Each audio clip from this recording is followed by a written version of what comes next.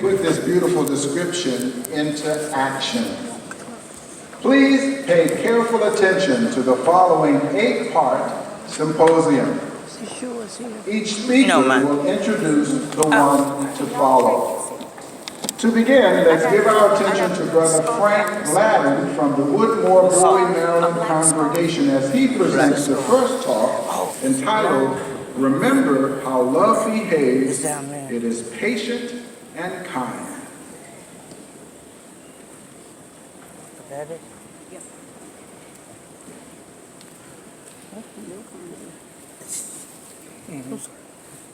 No, I got it. They got it. I would like to, first of all, start out by sharing an experience with you of one of our sisters, this liberator.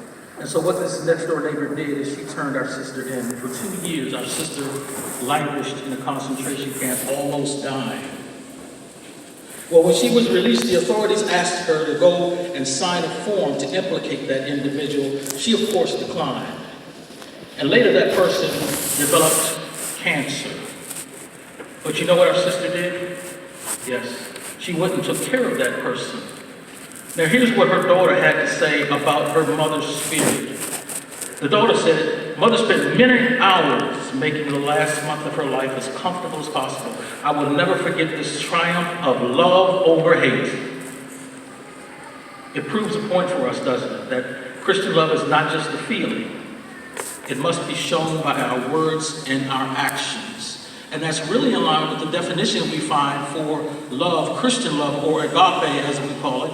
Notice what Professor William Barclay in his New Testament words said about agape. He said it has to do with the mind, not simply an emotion which rises unbidden in our hearts. It is a principle by which we deliberately live. Agape has supremely to do with the will. It is a conquest, a victory, an achievement. No one ever naturally loved his enemies. To love one's enemies is a conquest of all our natural inclinations and emotions. This agape is in fact the power to love the unlovable, to love people whom we don't like. That's what our sister did. For example, some of us who may have engaged in the house-to-house work, initially we said, I'm not knocking on nobody's door.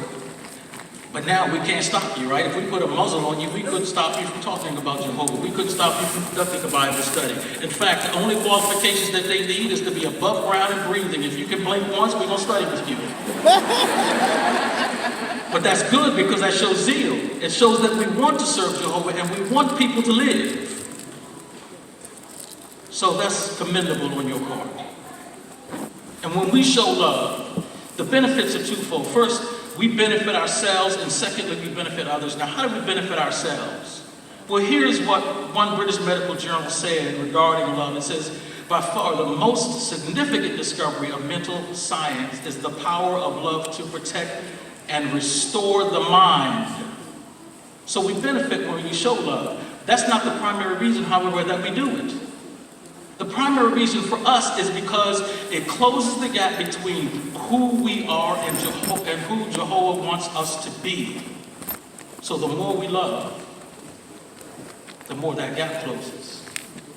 And then others are benefited because they come to know Jehovah. They come to know that He's a God of love, and He wants the best for all of us. Now, this symposium will consider how love behaves and how it does not behave, as stated by the Apostle Paul. So open your Bibles with me, if you would, to 1 Corinthians chapter 13, verses 4 through 8. And notice what it says there. 1 Corinthians chapter 13, 4 through 8. And this is the basis for our discussion. It says, love is patient, love is